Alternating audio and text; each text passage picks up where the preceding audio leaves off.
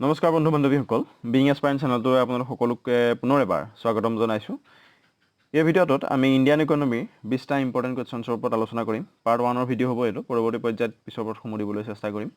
ইয়াৰ পূৰ্বতে মই ইণ্ডিয়ান পলিটিৰ কেইটামান ভিডিঅ' আগবঢ়াইছোঁ, যদি আপোনালোকে সেইকেইটা চোৱা নাই তেন্তে ডেছক্ৰিপশ্যনত গৈ চাই ল'ব পাৰিব, তাতে প্লে'লিষ্ট পাই যাব। লগতে আছাম জিকে আৰু আছাম হিষ্ট্ৰীও যদি আপোনালোকে ভিডিঅ' চাব বিচাৰে তাৰ প্লে'লিষ্টটো ডেছক্ৰিপশ্যনতে পাই যাব। 600ৰো অধিক কুৱেশ্যন সামৰি ভিডিঅ' বনাই তাৰ প্লে'লিষ্ট ডেছক্ৰিপশ্যনত দিয়া আছে, আপোনালোকে সেই ভিডিঅ'সমূহ চাওক। মই আশা কৰোঁ আহিবলগীয়া অসমৰ যিকোনো পৰীক্ষাৰ বাবে আপোনালোকৰ সহায় হ'ব। So let's start the video. Question number 1, National Development Council was set up in National Development Council কেতিয়া গঠন কৰা হৈছিলে?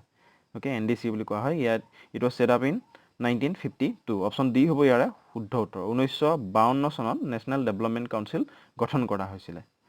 Next, question number 2, the National Development Council gets its administrative support from National Development Council তেওঁলোকৰ administrative ছাপোৰ্টটো কাৰ পৰা পাইছিলে? কি হ'ব শুদ্ধ উত্তৰটো? চাৰিটা অপশ্যনৰ শুদ্ধ উত্তৰটো হ'ব option A, planning commission. Okay, the national development council gets its administrative support from planning commission. Option A শুদ্ধ উত্তৰ। Next question number 3, the planning commission is, planning কমিশ্যনটো কি হয়? কি হ'ব শুদ্ধ উত্তৰটো? Planning commission is an advisory body. Okay, option C হ'ব ইয়াৰে শুদ্ধ উত্তৰ। অ'কে, ষ্টেটুটৰী বডিও নহয়, মিনিষ্ট্ৰী নহয়, গভৰ্ণমেণ্টেল ডিপাৰ্টমেণ্টো নহয়, অট'নমাছ কৰ্পৰেশ্যন নহয়। ইয়াৰ শুদ্ধ উত্তৰটো হ'ব এডভাইচৰী বডি। অপশ্যন চি হ'ব ইয়াৰে শুদ্ধ উত্তৰ। Next question number 4, take off stage is an economy means, ইকনমিত টেক অফ ষ্টেজ বুলিলে কি বুজা যায় মানে? ইয়াৰ শুদ্ধ উত্তৰটো কি হ'ব? টেক অফ ষ্টেজ বুলি যদি কোৱা হয় এটা ইকনমিৰ ক্ষেত্ৰত, এতিয়া কি হ'ব? অৰ্থনীতিৰ ক্ষেত্ৰত যদি টেক অফ ষ্টেজ বুলি কয়, ইয়াৰ শুদ্ধ উত্তৰটো হ'ব যে ষ্টেডি গ্ৰ'থ বিগিনছ, চিৰস্থায়ী বিকাশৰ আৰম্ভণি। অপশ্যন এ হ'ব ইয়াৰে শুদ্ধ উত্তৰ, ষ্টেডি গ্ৰ'থ বিগিনছ। অ'কে, লগতে আৰু এটা কথা কৈ থওঁ যে কালি অসমৰ বাবে এটা ভাল খবৰ আহিছে। আপোনালোকে নিশ্চয় গম পাইছে যে অসমত 6খন নেশ্যনেল পাৰ্ক ডিক্লেয়াৰ কৰা হৈছে। 6th নেশ্যনেল পাৰ্ক অসমত ডিক্লেয়াৰ কৰা হৈছে, 6 নম্বৰখন নেশ্যনেল পাৰ্ক, আৰু সেইখনৰ নাম হ'ল ৰায়মনা নেশ্যনেল পাৰ্ক। অ'কে, ক'ত আছে এইখন? এতিয়া ডিক্লেয়াৰ কৰা হৈছিলে, নেশ্যনেল পাৰ্কখনৰ নাম কি আৰু কিহৰ বাবে এইখন মষ্টলি ফেমাছ, এই বিষয়কেইটা আপোনালোকে ভালদৰে চাব। তাৰ পৰা আহিবলগীয়া পৰীক্ষাত যিকোনো এটা কুৱেশ্যন সুধিবও পাৰে। অ'কে, অসমত যিখন 6th নেশ্যনেল পাৰ্ক ডিক্লেয়াৰ কৰা হৈছে সেইখনৰ নাম হ'ল ৰায়মনা নেশ্যনেল পাৰ্ক। পূৰ্বৰ পৰা 5খন আছে অলৰেডি, আৰু এইখন ডিক্লেয়াৰ কৰা হৈছিলে কেতিয়া? 5 জুন 2021 চনত। অ'কে, 2021 চনৰ 5 জুন তাৰিখে, অৰ্থাৎ কালি। অ'কে, আৰু এইখন ক'ত আছে? কোকৰাঝাৰ ডিষ্ট্ৰিক্টত আছে। লোকেশ্যন যদি হয় তেতিয়া হ'ব কোকৰাঝাৰ ডিষ্ট্ৰিক্টত আছে। আৰু মষ্টলি কিহৰ বাবে famous? It was mostly famous for golden langur, সোণালী বান্দৰৰ বাবে অতি বিখ্যাত হয় এইখন। আৰু তাত বিভিন্ন স্পেচেছ পোৱা যায়, বিভিন্ন প্ৰজাতি আছে। কি কি যদি প্ৰজাতি পাই আমি চাওঁ তেতিয়া Asian elephant, tiger, clouded leopard, Indian gaur, hornbill, আৰু 150 বিধ প্ৰজাতিতকৈ অধিক পখিলা আছে, butterfly, more than 150 pieces of butterfly, and more than 170 pieces of birds, 170 বিধতকৈ ওপৰৰ প্ৰজাতিৰ পক্ষী পোৱা যায়, and more than 380 species of plants. Okay, 380 প্ৰজাতিতকৈও 80 বিধতকৈ অধিক প্ৰজাতিৰ তাত বৃক্ষ পোৱা যায়। এইখিনি হ'ল মষ্টলি ফেমাছ তাত পোৱা স্পিচেছবোৰ।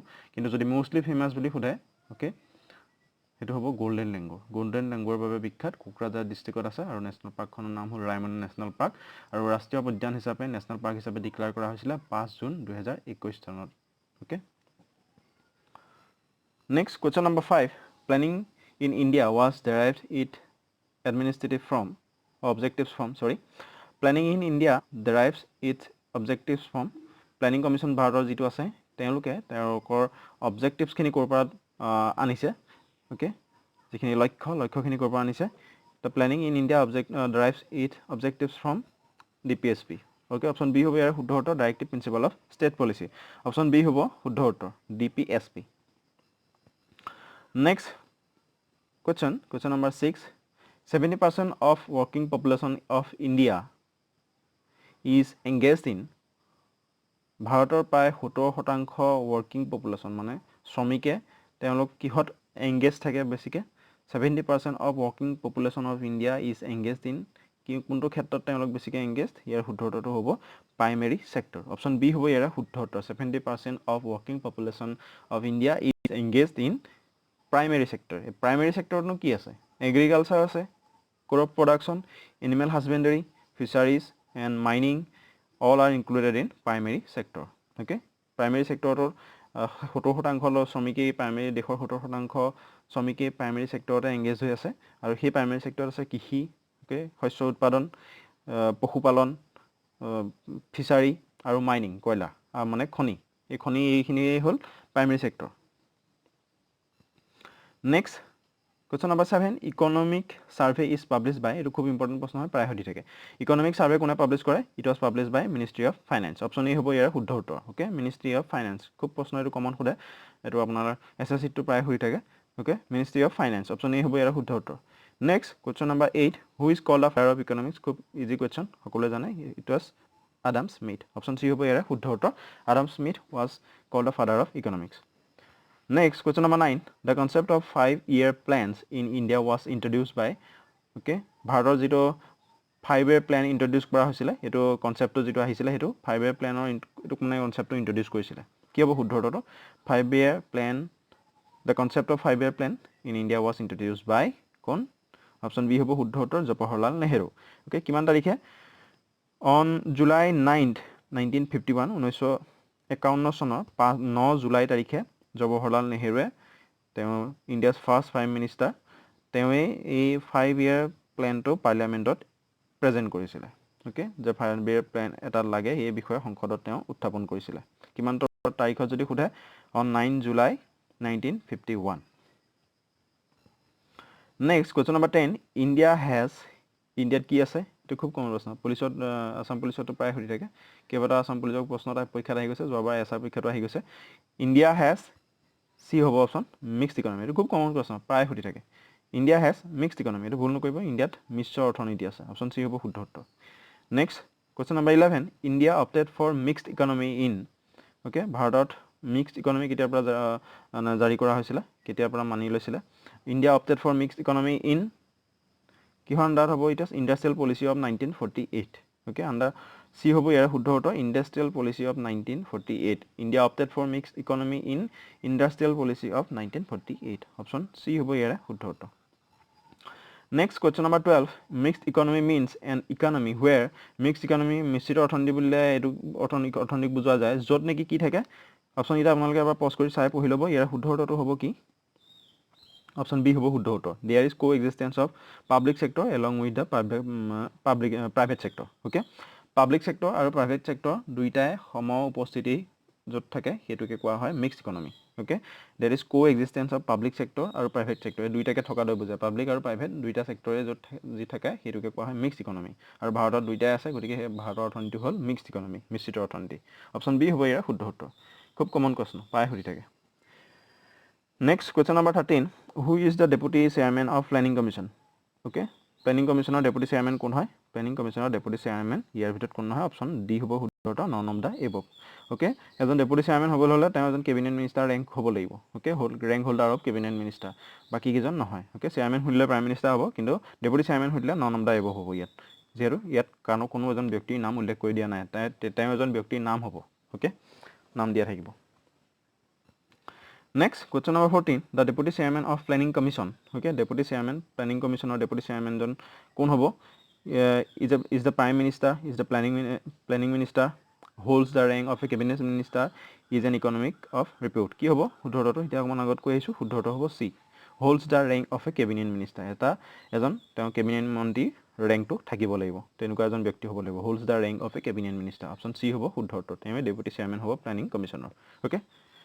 Next question number 15 who was the first deputy chairman of planning commission of India okay ভাৰতৰ যি planning commission আছে তাৰ প্ৰথমজন deputy chairman নাম কি তেওঁৰ নামটো হ'ল option C Shri Gulzarilal Nanda option C হ'ব শুদ্ধ উত্তৰ Gulzarilal Nanda was the first deputy chairman of planning commission of India next question number 16 the planning commission of India okay ro তোমালোকে কনসিডাৰ কৰিব লাগে উত্তৰকেইটা কোনটো শুদ্ধ হয় কোনকেইটা হয় was set up in 1950 is an constitutional body is an advisory body is a government department okay ইয়াৰ ভিতৰত কোন কেইটা উত্তৰ শুদ্ধ কি হ'ব শুদ্ধ উত্তৰটো অপশ্যন চি হ'ব ইয়াৰে শুদ্ধ উত্তৰ চি কি আছে 1 and 3 ওকে প্লেনিং কমিশ্যন 1950 চনত সেট আপ কৰা হৈছিল এটো শুদ্ধ ইজ এন কনস্টিটিউশনাল বডি এটো শুদ্ধ নহয় কনস্টিটিউশনাল বডি নহয় অলপ আগত আমি পাইছো ইজ এন এডভাইসৰি বডি এটো শুদ্ধ হয় কাৰণ প্লেনিং কমিশ্যনটো এডভাইসৰি বডি আমি অকমান আগৰ প্ৰশ্ন তাত পাইছো and is a government department okay 2 আৰু 4 এই দুইটাই শুদ্ধ বাকি 1 আৰু 3 শুদ্ধ গতিকে সি অপশ্যন হ'ব ইয়াৰে কাৰেক্ট আনসাৰ অপশ্যন সি শুদ্ধ Next, question number 17. Which of the following gives an accurate measurement of economic development through 5-year plans? Okay, 5-year planor জৰিয়তে economic developmentor এটা accurate এটা সঠিক পৰিমাপন প্ৰদান কৰা বা কিহে প্ৰদান কৰে সুধিছে okay accurate measurement টা কিহে দিয়ে economic development of through 5-year plans কি হ'ব শুদ্ধ উত্তৰটো হ'ব rise in national income and per capita income okay ৰাষ্ট্ৰীয় national income আৰু per capita income যদি ৰাইজিং হয় মানে বৃদ্ধি হয় এটোৱে কয় যে ইকোনমিক ডেভেলপমেন্টটা হৈছে থ্ৰু 5-year plans ওকে এটো এটা সঠিক পৰিমাপন প্ৰদান কৰে যে 5-year প্ল্যানৰ জৰিয়তে দেশত এটা অৰ্থনৈতিক বিকাশ হৈছে ওকে অপচন সি হ'ব ইয়াৰ শুদ্ধ উত্তৰ through rise in national income and per capita income option C হ'ব শুদ্ধ উত্তৰ Next question number 18. In India, the public sector is most dominant in Bharat. Public sector to mostly pamukho code hai. Mostly code পোৱা যায় ইয়াৰ শুদ্ধ উত্তৰটো হ'ব কি mostly dominant in commercial banking. Option C হ'ব শুদ্ধ উত্তৰ commercial banking to public sector to বেছি মুখ্য ৰূপত পোৱা যায়. Option C হ'ব শুদ্ধ উত্তৰ Next question number 19. The first attempt to initiate economic planning in India was made by okay ভাৰতত প্ৰথম economic planning ৰ তা যে এটা ইনিশিয়েশন লৈছিলে সেই ইনিশিয়েশনটো ফার্স্ট কোনে অ্যাটেম্প্ট লৈছিলে কোনে লাগে বুলি এটা অ্যাটেম্প্ট লৈছিলে ফার্স্ট অ্যাটেম্প্টটো কোনে কাৰ দ্বাৰা প্ৰদান কৰা হৈছিলে ইয়াৰ শুদ্ধ উত্তৰটো হ'ব এম বিশ্বেশ্বৰা অপচন সি হ'ব শুদ্ধ উত্তৰ M বিশ্বেশ্বৰা Next question number 20 and the last question of the video the decentralization system was recommended by decentralization মানে হল বিকেন্দ্ৰীকৰণ যেটো সিস্টেম আছে হেতু কোনে উপস্থাপন কৰিছিল বা কোনে ৰিকমেন্ড কৰিছিল কি হ'ব শুদ্ধ উত্তৰটো it was ৰিকমেন্ডেড by option C হ'ব শুদ্ধ উত্তৰ Balwant Rai Mehta okay Balwant Rai Mehta the decentralization system was recommended by Balwant Rai Mehta okay আৰু আজিলে ভিডিওটো ইমানতে সামৰিছো যদি ভিডিওটো ভাল পাইছে তেন্তে লাইক কৰি দিব আৰু বন্ধু বান্ধৱীৰ মাজত ভিডিওটো শ্বেয়াৰ কৰি দিব যদি চেনেলটোলৈ প্ৰথমবাৰ আহিছে তেনহলে চেনেলটো সাবস্ক্ৰাইব কৰিবলৈ নাপাহৰিব আৰু ভিডিওটো শেষলৈকে চোৱাৰ বাবে সকলোকে ধন্যবাদ